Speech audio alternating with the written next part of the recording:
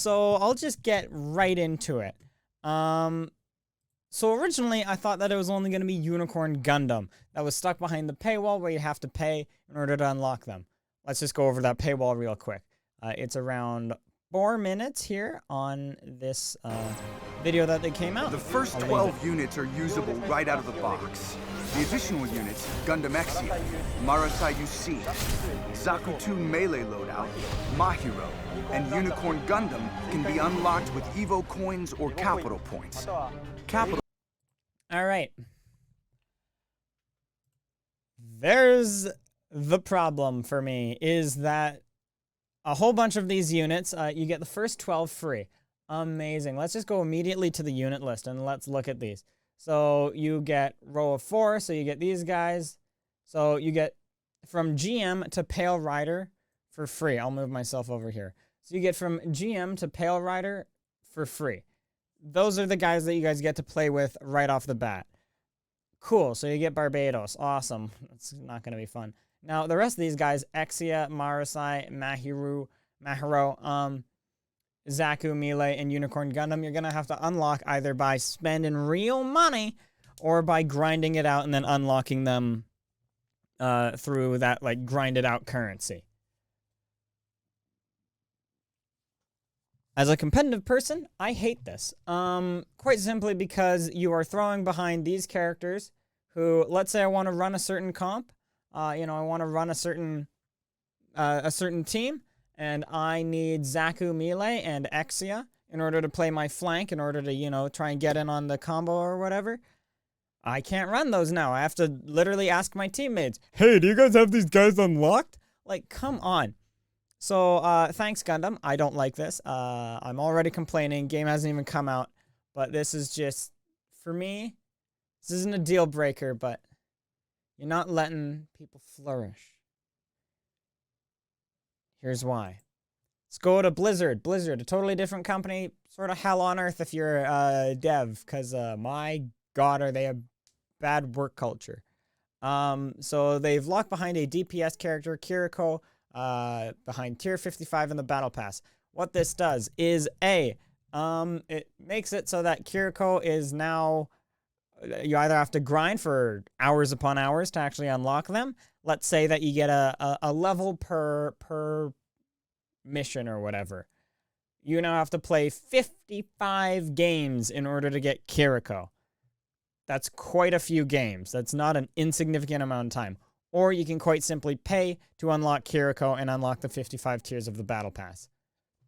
Not amazing, because Blizzard has an incentive to make Kiriko overtuned in order to make people pay, or in order to make them just play their game for a really, really long time. Now, this is Overwatch 2, and you're clearly not Blizzard. You're not... I think they already got sued. I'm not sure, though.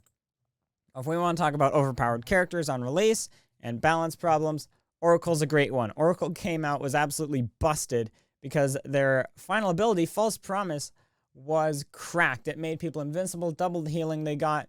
It essentially made them way overpowered, and so what you could do is you take Oracle into your safe lane, you support your carry throughout this laning stage, and then you just use this in a team fight, and bam, you've just won that team fight. And of course, only one team can have Oracle on it, so it was really, really strong. And, not very balanced on release. Now, of course, Gundam, you can have all the characters you want. You just can't have duplicates of anybody on one team, so we couldn't run 6 Sazabis. Oh, man. But yeah, so that means that, it's essentially going to be the battle of the broken if this really goes poorly. Now, I think that the balance right now is going to be pretty fine, to be honest. I don't see anything going wrong. But... Oracle's a tale where everyone got to play them for free. Dota 2, you get all your characters for free, over 100 of them. And, everyone played Oracle. Oracle was busted. Devs saw that. They balanced Oracle, I think, pretty quickly. I don't remember. It was in 2014. Now, if we want to look at other characters that were broken on release, we can look at Blackbeard, everyone's favorite from Rainbow Six Siege. Now, on release, his shield, which essentially blocked you from headshotting him while he was ADSing and taking a fight with you, which was super busted and strong in a tactical FPS. It had 800 HP. Now, they then brought that down to 150 HP and broke it up into 2 shields. So then you had 75 HP per shield. That was still a bit strong, quite simply because it could win those closer gunfights. And so they brought it down from... Where'd the number go? There it is. They brought it down from 75 to 60, from 60 to 50, and then from 50 to 20, I believe. So he has 2 shields, which have 40 HP combined. Cool. This Blackbeard being released and being so very broken got somebody to make a petition. Sort of funny, to be honest. But here is my biggest problem, is that I feel that this impacts balance. Because what it does is it gives you a monetary reason to make the new character overpowered. Because then you're going to be using FOMO, you're going to be using, the fact that people do want to compete, and you're going to have to make those competitive people spend money on your game in order to get the new shiny character. And you're going to have casual players getting absolutely dumpstered by this new character who's, slightly overtuned or whatever. They're going to want to probably spend money to get the character. It's not good for balance. And I don't think I'm alone on this. As a competitive person, this of course annoys me a lot because, I'm all about, 1v1, am I better than you? That's my drive behind a game, but I understand that I'm not the only one. So if we're going from a casual perspective, I really want to understand, what's your perspective if you're a casual player? Do you think that a new character coming out being behind a paywall is good? I don't think it is, but I'd love to hear what you guys think about it. If you're like just, you want to play with a bunch of friends and you're a social gamer, then, does this annoy you as well? Because now you guys can't play that character that maybe you wanted to play. You can't play with the new guy. And also, this is, once again, backing up my monetary standpoint. Genshin Impact, whenever they release a new character, make $12 million in the first day that the new character was released. That is a serious chunk of change in a single day. They made $500,000 every hour. That's pretty insane. So, there's a big monetary reason to make the new characters slightly overpowered. Now, I'll leave a video in the description that goes more in depth about Genshin Impact and the gacha game and the gambling mechanics and all that stuff. And, you guys can watch that if you want to learn more about this. But for me, my biggest issue here, and this is why I'm annoyed, is that if you want to build an esport, and you guys do, the devs want to build an esport.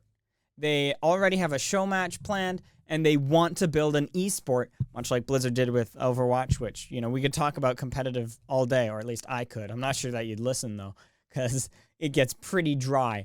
But if you're going to build an esport, balance and all that is so important to that. Because now, just right off the bat, new players are at quite a disadvantage now. Because let's say I'm a new player. I only have access to GM to Pale Rider. Cool. Well, right now, we're on the point and we need somebody who can, bust through or whatever. And, maybe Zaku too is that character, is the best character to fit that situation to switch to. Well, I can't switch to them quite simply because they're behind a paywall. It just doesn't sit well with me. I don't like it. I think it's... I just... it makes the competitive slightly more frustrating to play. Because now you don't lose because of your skill. Losing because of your skill, I'm fine with that. If I'm worse than you, I should lose. But now I'm going to lose because we don't, nobody has Mahiro unlocked. And now people are going to lose because, the other team has Unicorn and Methus, whereas our team only has Methus. So we can't keep up on the heals. Or, now, they have a hook. They have a stun that we don't have access to. It's pretty strong. Or they have dual-wield grenade launchers, which we don't have access to. I don't like that. Give everybody the same tools and figure out who's the best. Just competitively. If you want to make money, make the cosmetics absolutely dope. So people are like, wow, I want to look really cool. So then they buy your cosmetics. have a battle pass that does all the cosmetic stuff. But this is where it really, really bothers me, is the fact that you guys, you're going to have people pay money to essentially be on a level playing field. So that means that if I just boot up the game and I haven't spent a single cent in this game, I'm now at an immediate disadvantage. And I have to grind the game for a whole bunch of hours in order to even be on a level playing field. It doesn't sit well with me. And that's what I wanted to talk about today. And yeah, I want to know what you guys know. What do you guys think in the comments? Are you a casual gamer? Tell me, does this annoy the hell out of you? Social gamer, does this annoy the hell out of you? Tell me about this, because I want to know, where the community sits on this issue. So yeah, let me know in the comments, and I'll see you guys again. I'll talk more about Gundam and play Gundam once it's actually out.